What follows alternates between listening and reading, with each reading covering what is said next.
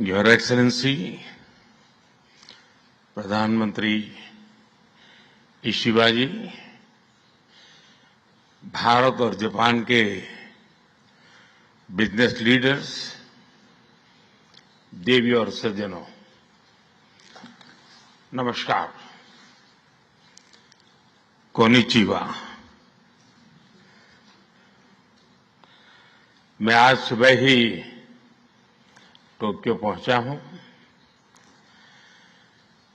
मुझे बहुत खुशी है कि मेरी यात्रा की शुरुआत बिजनेस जगत के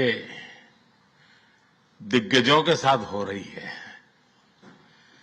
और उसमें से आपसे बहुत लोग हैं जिनसे मेरा व्यक्तिगत परिचय रहा है।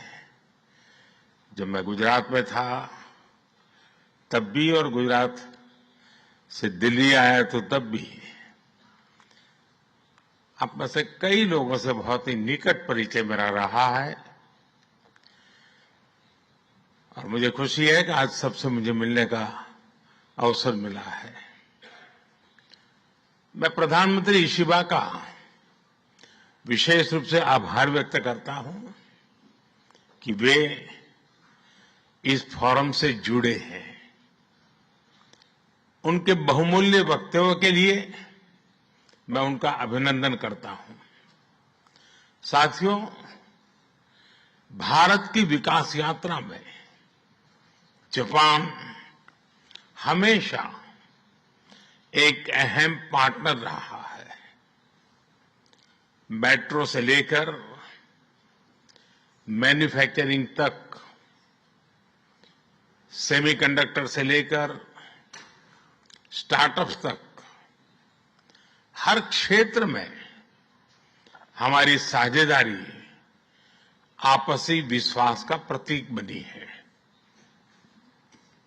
जापानी कंपनियों ने भारत में $40 बिलियन से ज्यादा का निवेश किया है। मात्र पिछले 2 वर्षों में $13 बिलियन का प्राइवेट इन्वेस्टमेंट हुआ है। जेबीआईसी कहता है कि भारत सबसे प्रॉमिसिंग डेस्टिनेशन है। जेट्रो बताता है कि 80% कंपनियां भारत में एक्सपांड करना चाहती है और 75% ऑलरेडी मुनाफे में है। यानी in India capital does not just grow, it multiplies. साथियों, पिछले 11 वर्षों में भारत के अभूतपूर्व ट्रांसफॉर्मेशन से आप सब भली भांति परिचित है। आज भारत में पॉलिटिकल स्टेबिलिटी है, इकोनॉमिक स्टेबिलिटी है, पॉलिसी में पारदर्शिता है, प्रिडिक्टिबिलिटी है।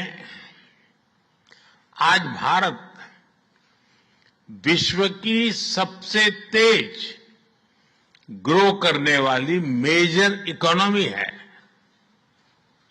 और बहुत जल्द विश्व की तीसरी सबसे बड़ी इकोनॉमी बनने जा रहा है।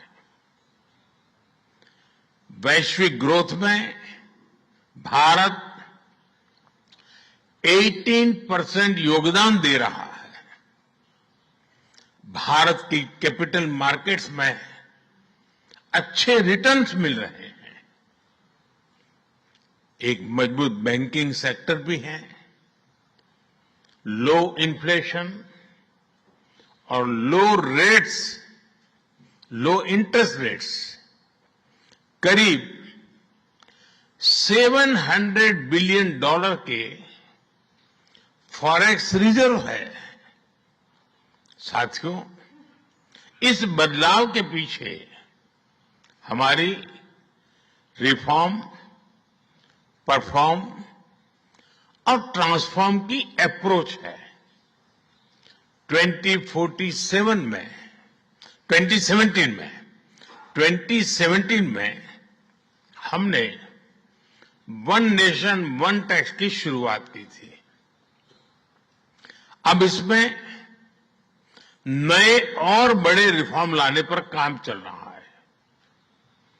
कुछ हफ्ते पहले हमारी संसद ने नए और सिंप्लीफाइड इनकम टैक्स कोड को भी मंजूरी दी है। हमारे रिफॉर्म्स केवल टैक्स प्रणाली तक सीमित नहीं है। हमने ईज ऑफ डूइंग बिजनेस पर बल दिया है। बिजनेस के लिए सिंगल डिजिटल विंडो अप्रूवल की व्यवस्था की है। हमने 45,000 कंप्लायंसेस रेशनलाइज किए हैं। इस प्रक्रिया को गति देने के लिए डीरेगुलेशन पर एक उच्च स्तरीय कमेटी बनाई गई है। डिफेंस और स्पेस जैसे सेंसिटिव क्षेत्रों को प्राइवेट सेक्टर के लिए खोल दिया गया है। अब हम न्यूक्लियर एनर्जी सेक्टर को भी खोल रहे हैं। साथियों, इन रिफॉर्म्स के पीछे हमारा विकसित भारत बनाने का संकल्प है, हमारा कमिटमेंट है, कन्विक्शन है और स्ट्रेटेजी है। और विश्व ने इसे रिकॉग्नाइज ही नहीं, एप्रिशिएट भी किया है। S&P ग्लोबल ने 2 दशक बाद भारत के क्रेडिट रेटिंग अपग्रेड किए हैं। The world is not just watching India, it is counting on India. साथियों, अभी भारत जापान बिजनेस फोरम की रिपोर्ट प्रस्तुत की गई। कंपनियों के बीच हुई बिजनेस डील्स, इसका बड़ा विस्तार से वर्णन दिया गया।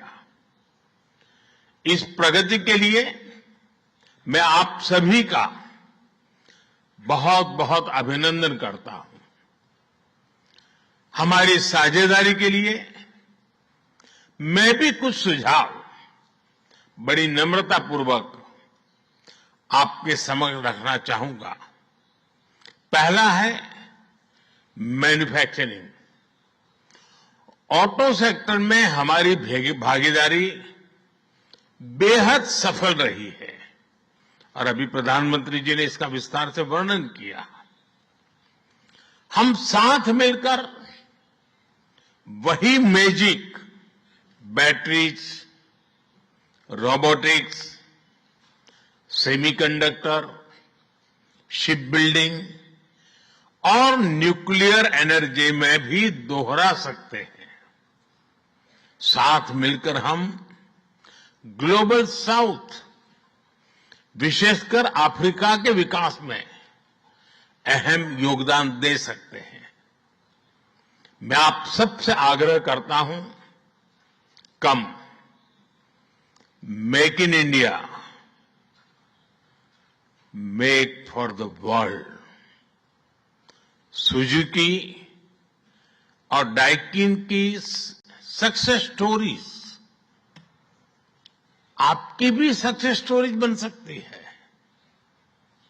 दूसरा है टेक्नोलॉजी और innovation. Japan tech power house है और भारत एक टैलेंट पावर हाउस है। भारत ने AI, semiconductor, quantum computing, biotech और स्पेस में बोल्ड और एम्बिशियस इनिशिएटिव लिए हैं। जापान की टेक्नोलॉजी और भारत का टैलेंट मिलकर इस सदी के टेक रिवॉल्यूशन का नेतृत्व कर सकते हैं। तीसरा क्षेत्र है ग्रीन एनर्जी ट्रांजिशन। भारत तेजी से 2030 तक 500 गीगावाट रिन्यूएबल एनर्जी के लक्ष्य की ओर अग्रसर है। हमने 2047 तक 100 गीगावाट न्यूक्लियर पावर का भी लक्ष्य रखा है। सोलर सेल्स हो या फिर ग्रीन हाइड्रोजन, साझेदारी की अपार संभावनाएं हैं। भारत और जापान के बीच जॉइंट क्रेडिट मैकेनिज्म पर समझौता हुआ है। इसका लाभ उठाकर क्लीन और ग्रीन फ्यूचर के निर्माण में सहयोग किया जा सकता है। चौथा है नेक्स्ट जेन इंफ्रास्ट्रक्चर। पिछले एक दशक में भारत ने नेक्स्ट जनरेशन मोबिलिटी और लॉजिस्टिक इंफ्रास्ट्रक्चर में अभूतपूर्व प्रगति की है। हमारे पोर्ट्स की क्षमता दोगुनी हो गई है। 160 से ऊपर एयरपोर्ट्स हैं। 1000 किलोमीटर लंबी मेट्रो लाइन बनी है। जापान के सहयोग से मुंबई और अहमदाबाद हाई स्पीड रेल पर काम चल रहा है। लेकिन हमारी यात्रा यहीं नहीं रुकती। Japan's excellence and India scale can create a perfect partnership. पांचवा है स्किल डेवलपमेंट और people to people ties. Bharat का स्किल्ड युवा टैलेंट वैश्विक जरूरतें पूरी करने की क्षमता रखता है। इसका लाभ जापान भी उठा सकता है। आप भारतीय टैलेंट को जापानी भाषा और सॉफ्ट स्किल्स में ट्रेनिंग दें और मिलकर एक जापान रेडी वर्कफोर्स तैयार करिए। A shared workforce will lead to shared prosperity। साथियों, अंत में मैं यही कहना चाहूंगा, India and Japan's partnership is strategic and smart, powered by economic logic. We have turned shared interest into shared prosperity. India is the springboard for Japanese businesses to the global south. Together, we will shape the ASEAN century, Asian century for stability, growth and prosperity। इन्हीं शब्दों के साथ मैं प्रधानमंत्री Ishiba जी और आप सभी का आभार प्रकट करता हूं।